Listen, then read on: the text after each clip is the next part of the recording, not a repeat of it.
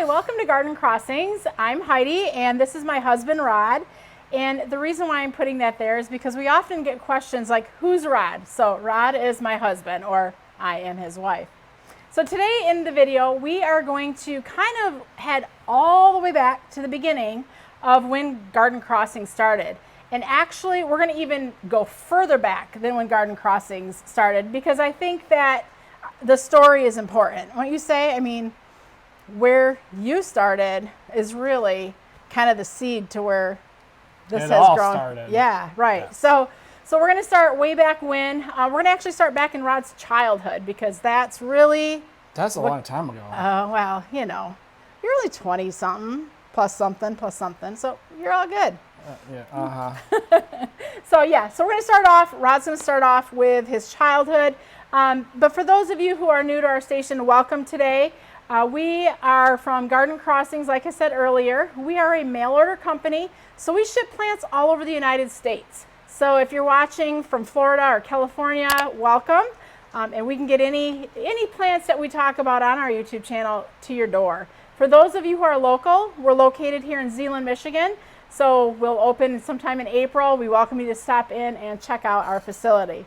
So Rod, go ahead and start telling us about like your childhood and what really, where this passion all started from.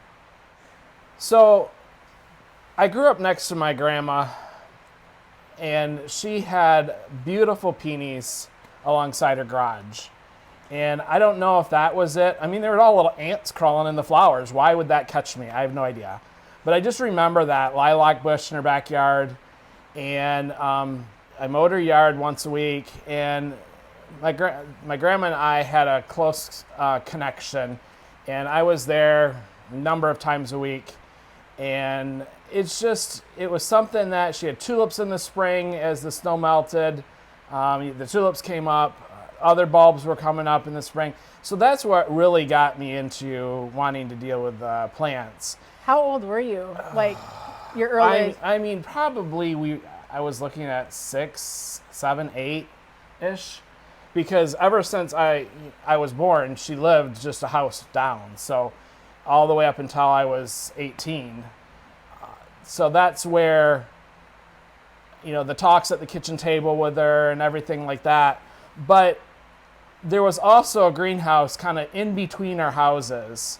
And she worked there for a while. I got started working there, just kind of out in the fields, weeding whatever was growing out there. I think daylilies at that time.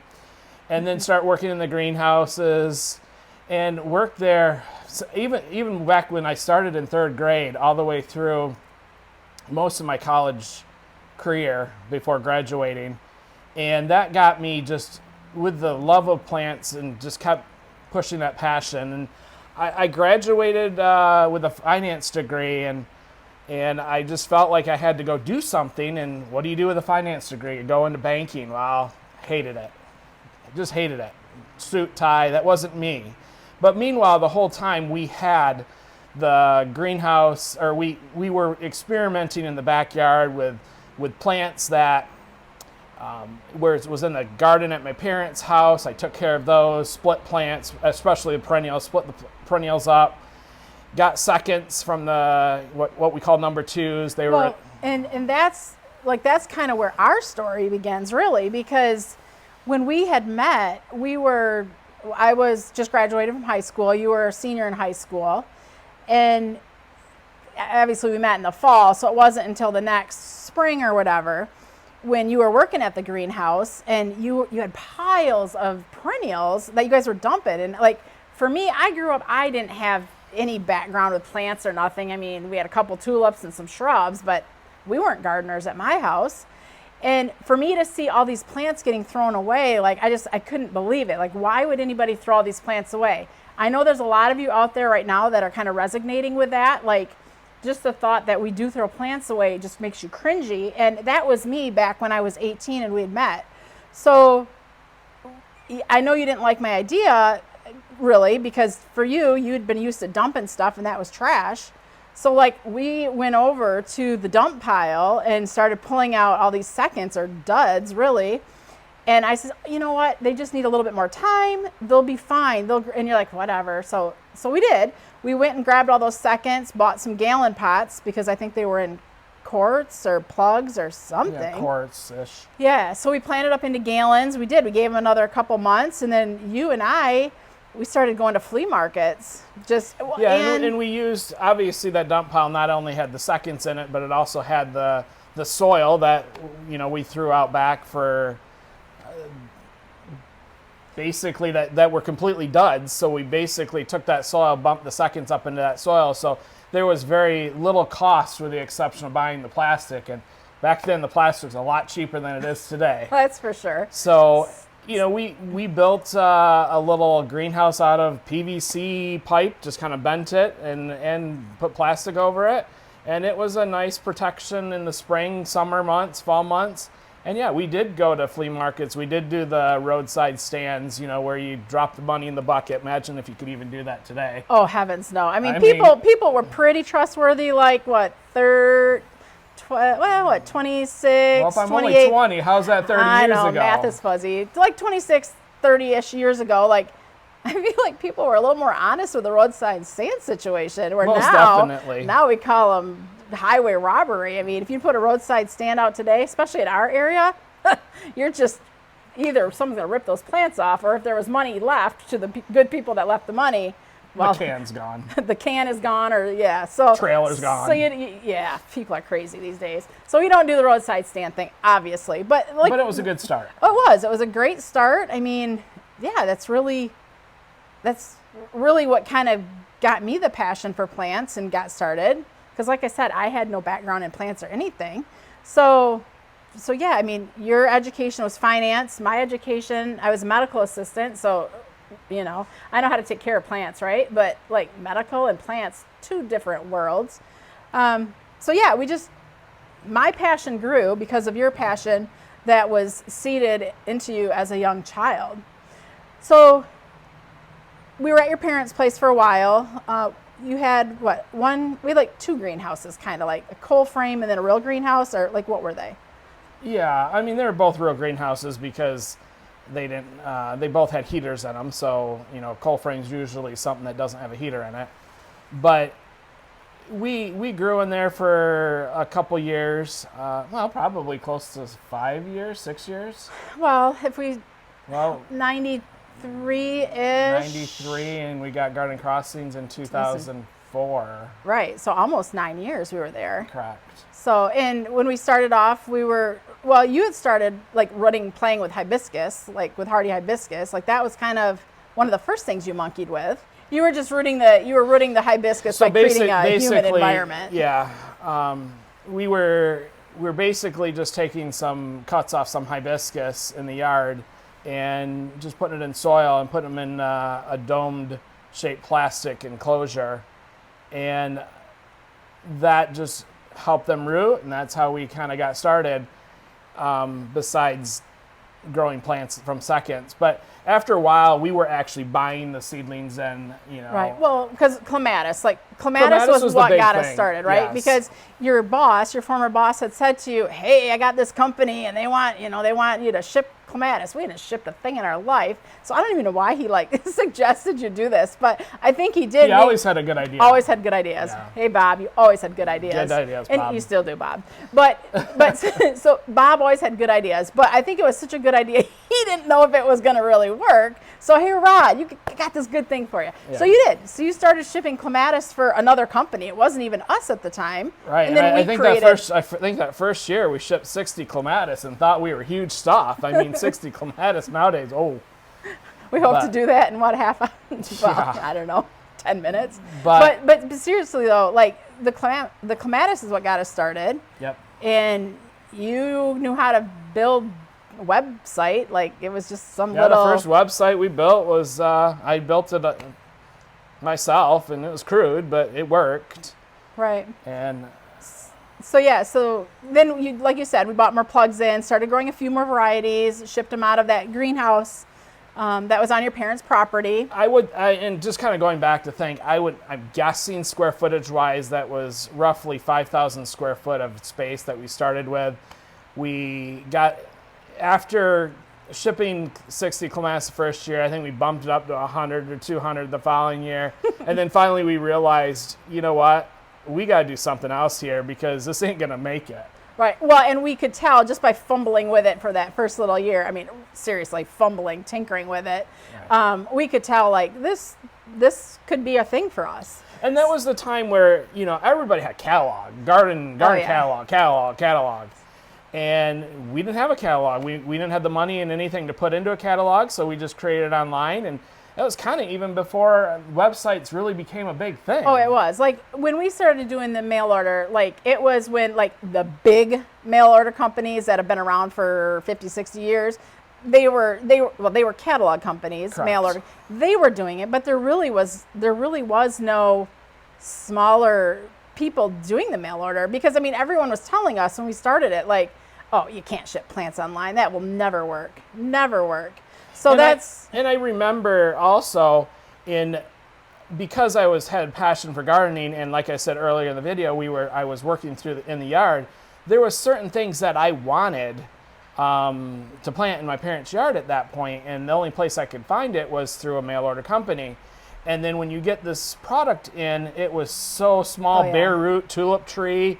I mean, it lasted maybe 3 weeks before it died. I mean, maybe that was the first plant I ever killed. I don't know, but it's quality just wasn't there, and we knew we could do better. And we knew we could do better with bigger plants, everything like that. And that was 20 some years ago. Right. So somewhere around 2003 or so, somebody approached your mom and dad and wanted to purchase their house.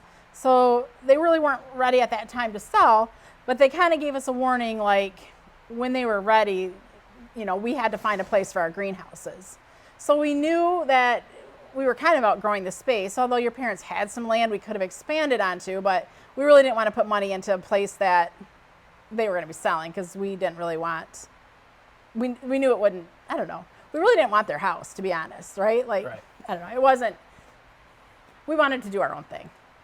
So in 2004, they were really getting serious about selling, and so we had to do some looking. So you had looked and found some land, right? Yeah, we'd found some land near our current facility, and we were just looking at who would be looking at building greenhouses on that land. And when the landowner said, what are you thinking about doing here? And I said, building greenhouses. He said, why don't you meet me at this place tomorrow, and I'll talk to you about it. So I'm like thinking he's going to talk to me about land. I don't know why I was meeting at a garden center. And it just happened to be they had owned it for 3 years, and he was actually trying to show me the garden center to buy. And they were trying to get rid of it, and it just kind of fell into place. And after trying to think about if we could afford it and everything like that, we purchased it in December of 2004, and it was small at that time, but state-of-the-art garden center back then. Because it was only 4 years old, right? Yeah, 3 or 4 years old. Yep. In the first 2 years, they ran it as their business, and then the next 2 years, they rented it out. So then, yeah, when we came in for year 5, we had no intention of being a garden center at that point. Like, no, I'm like, why would I ever want to be retail? Well, but the funny thing is, that's what we were, but we were retail online. Right. Well, and you had a full-time job at that point, and you were really, full-time plus, you know, yes. like more than full-time. Correct. And at that point, we had our 3rd child, so I had quit my job to be a mom. And, you know, I didn't really want to run a garden center at that point because I wanted to be a mom at that point. So the first year we never opened. Like, you used the greenhouse space for growing the plants, and then we used it for shipping, but we had no intention of being the retail walk-in. And then that first year people were knocking on the door. They're like, oh, are you going to open? Yeah, we see her here. We're like, yeah, no, we're just, you know, no. But that got us to thinking. And we had people going, oh, Zeeland, you're in Zeeland? Can we pick up plants? Right, the and online yet people. we had a garden center that we didn't open, and we had a place that people wanted to come and pick up their plants, and we weren't offering that. And it's finally we said to each other, why aren't we opening? Right. So then I think year 2, we opened like the current garden center space we're in now. I think we had like I'm going to call them like two greenhouses, meaning like, you know, when we look in the sky, there's like a one little bump and then another little bump. I don't know. How do you? Bumps. They're Okay. greenhouses, but it's all one open space. So like, It was how do you one say big it? open space that we kind of sectioned off and said, oh, you can't shop from there. Well, that didn't work either, because then the nicest plants were always behind the fence. Always.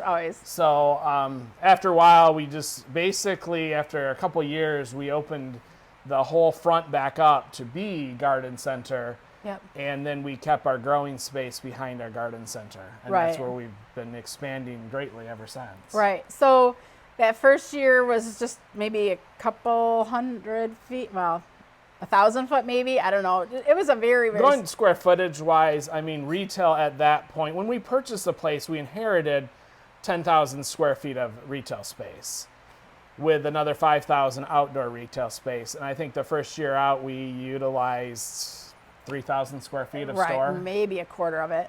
And then like every year for like the next, maybe 5 years or so, we kind of just added a little bit more until the full front of the garden center was And the store. we enclosed the 5,000 that was outdoor retail, but it had a roof over it. We enclosed that.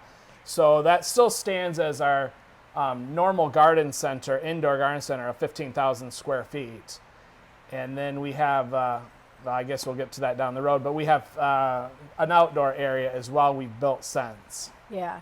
So, I mean, over the years, every year, you're always doing something new, either updating the facility, like getting things more modernized, or adding more growing space.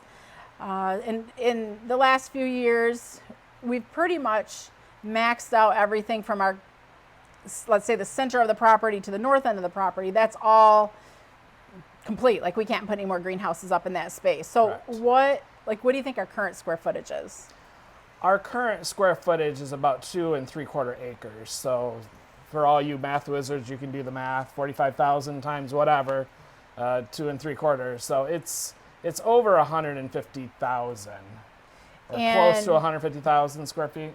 And if we're able to max out the south end of the property, can we do another acre, half acre? No, about another half acre before we probably maximize this property. Okay.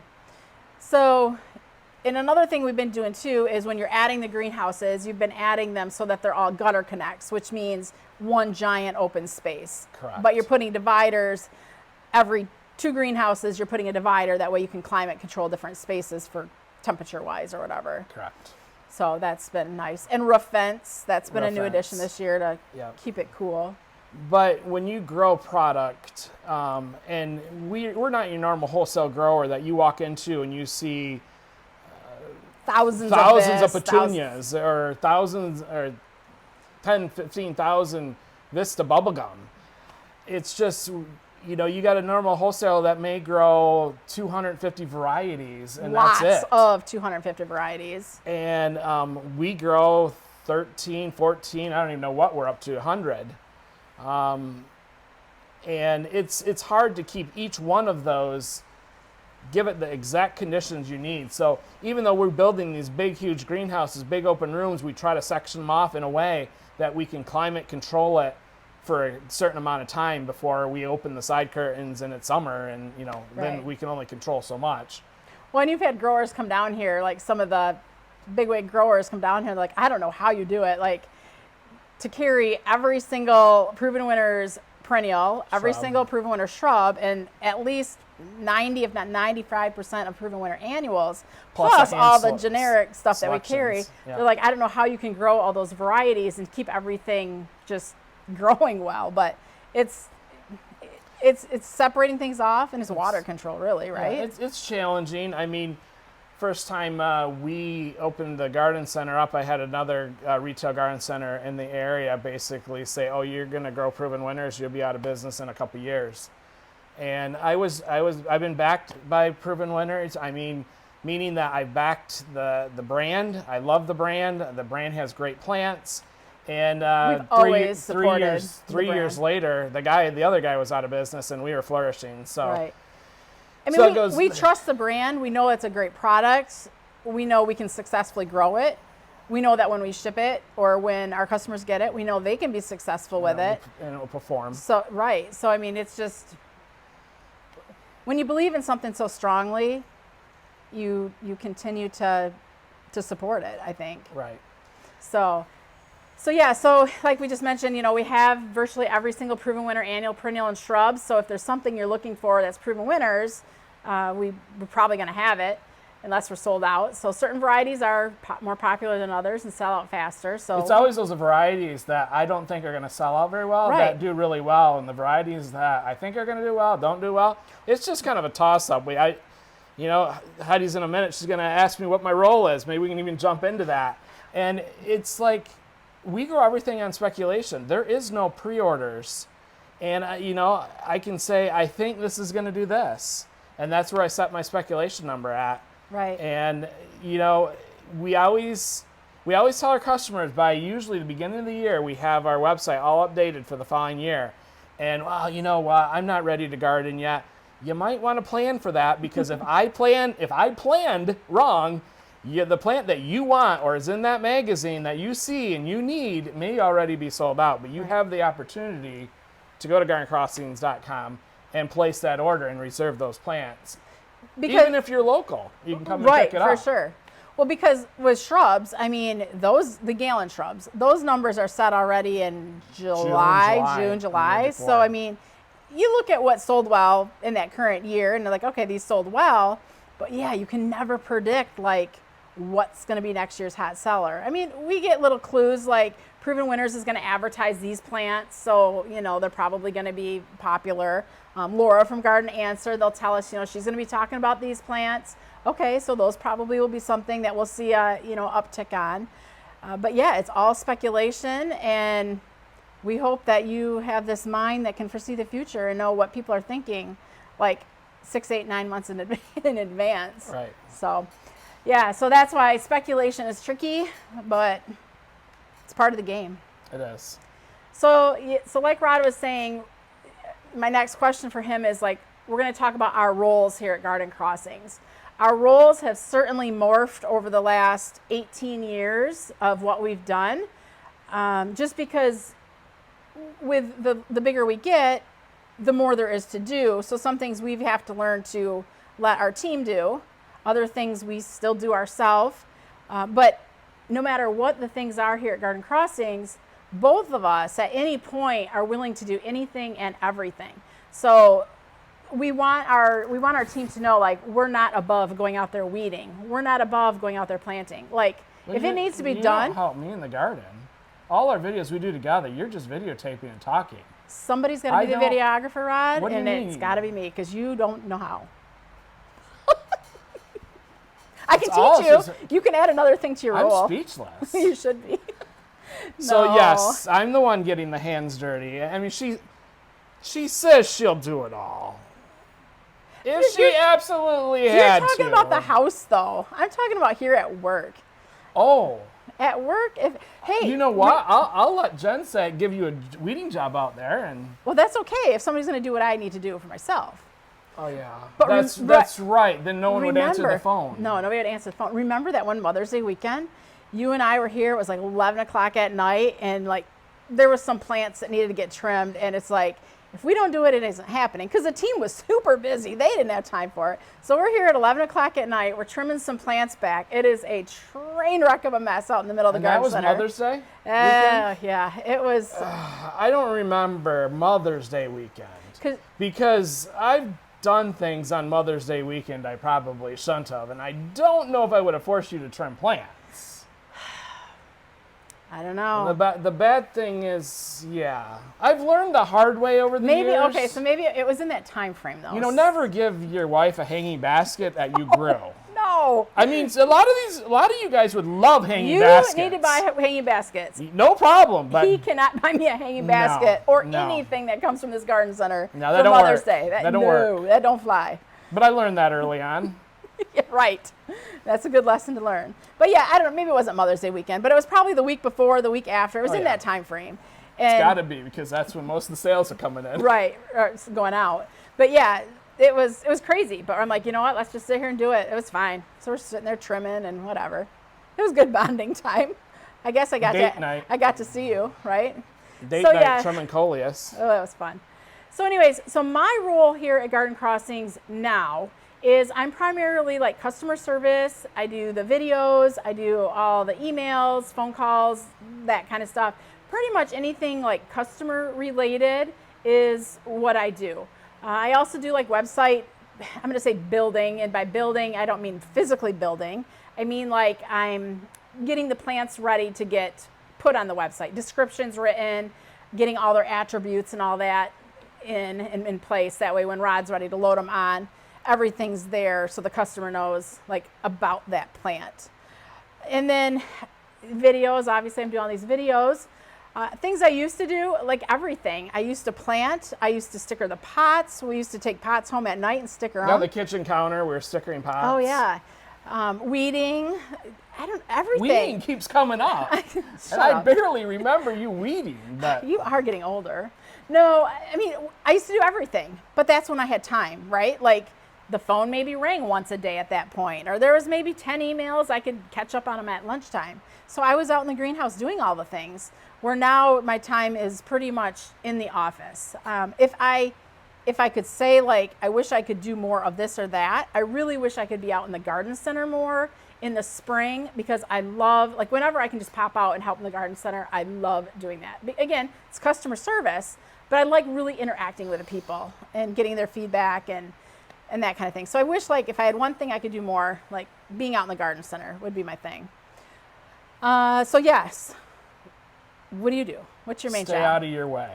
That is true. He's not lying. He has his office. I have mine. They're not together. They're not together. They're a little distance apart.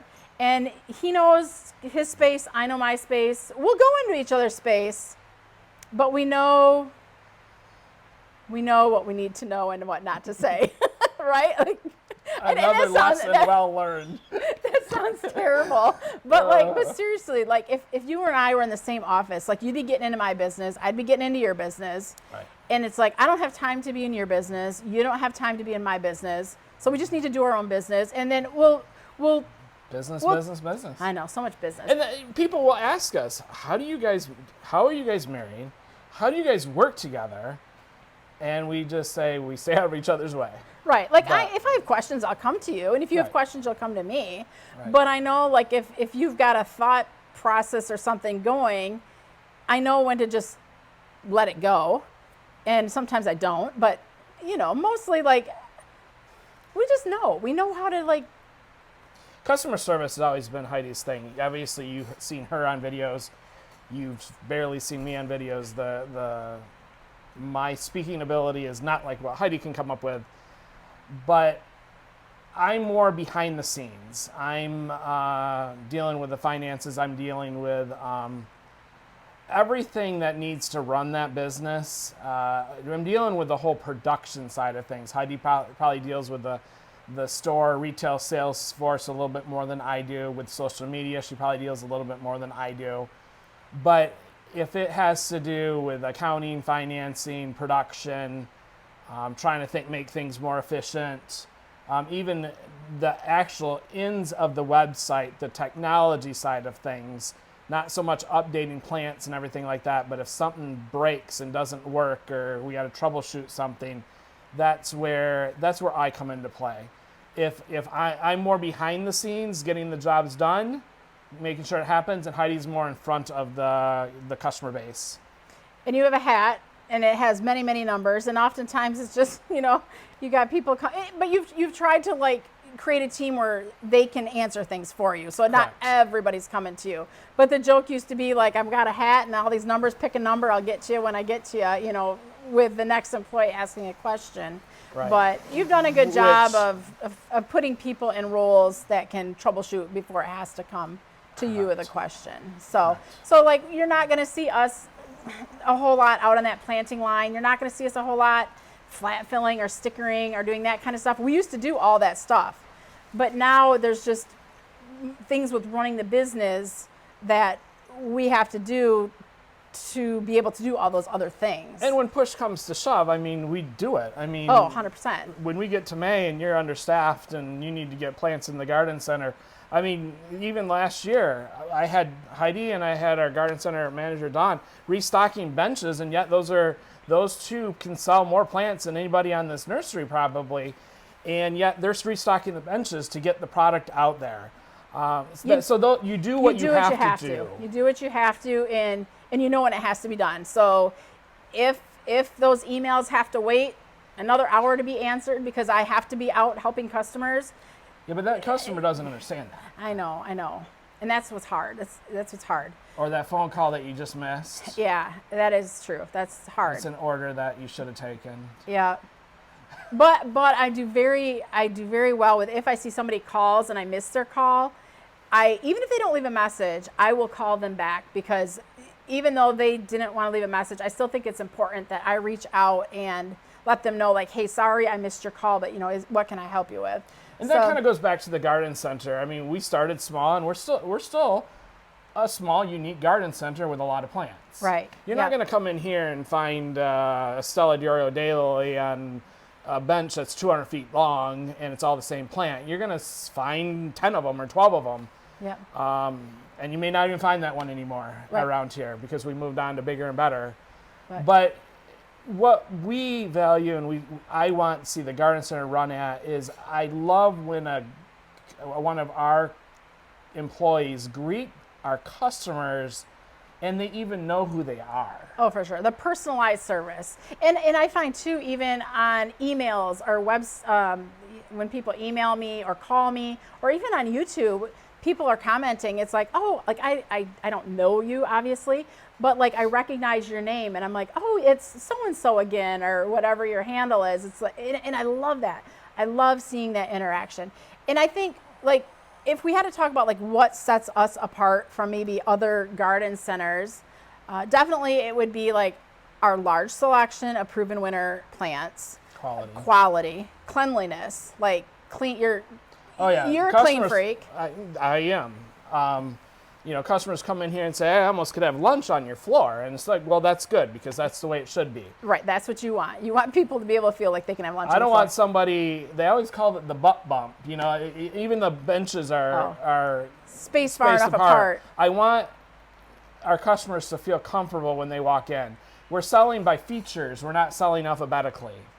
So features meaning deer resistant, like attributes. Yeah. So if somebody's coming in like looking for ABC plants in a row, you'll find it on the website, obviously, but in the store, you're not going to find that. It's like, are you looking for deer resistant solution gardening, deer resistant, drought tolerant, butterflies, shade, sun, those type of things, which also on the website, we have that too, where you can shop by solution. But I guess just having quality plants, cleanliness, customer service. And the other thing too is, if you are in the area or want to stop out, we have an amazing garden out front. Actually, we're a Proven Winners Destination Garden Center. So that just basically means we're going to have all the Proven Winner things. But new this year, and it's not been announced quite yet, but this is just a little inside, we're going to become a Proven Winner Signature Garden, which is kind of like just the next step of gardens. I don't know how you do describe it. Proven Winners recognized us and what we do. Yeah.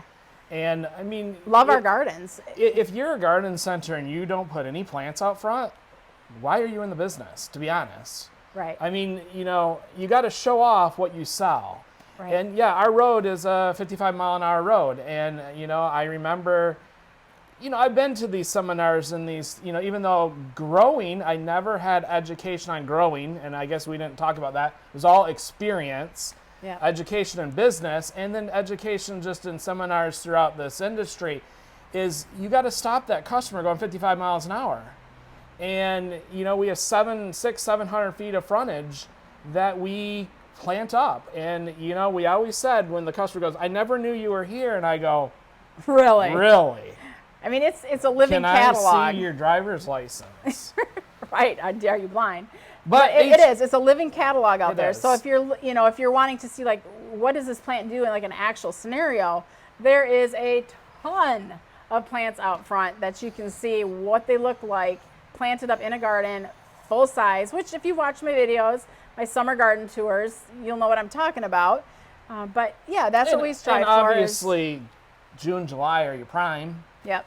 Yep. August is usually pretty good, but I mean, Every season has something. It has something. I mean, you stop by in April and outside might be a little light.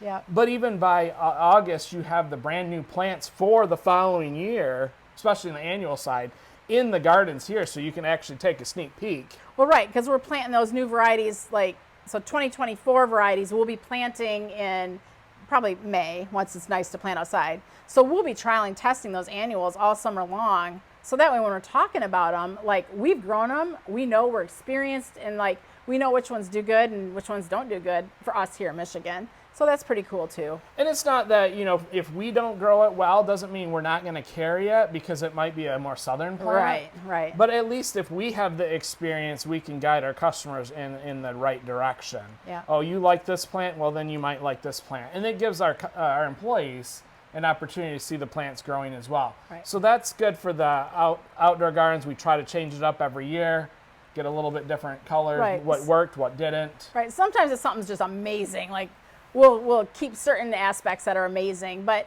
we don't learn if we don't try new things. So we would rather be the ones to try something and report back on what was good or bad about it than having you try something and you finding out that it maybe isn't good. But yeah, so yeah, we wanted to take you back before we kind of go and looking forward to 2023. I think it's important to know where we started, where we came from, and just how we got to this point. So we'd love to have, if you have questions or comments, feel free to leave them below. It'll be me answering them, certainly not Rod. That's not on his job role list, it's me. So we'll be answering those questions. We would love, if you're new to the station, to subscribe. That way you can see all of our garden tours, our garden crossings, behind the scene grower talks. Along with, we do just little videos on snippets of plants, just short little videos talking about plants as well. So thank you for watching today. We appreciate it. I'm Heidi and this is Rod from Garden Crossings. Thank you.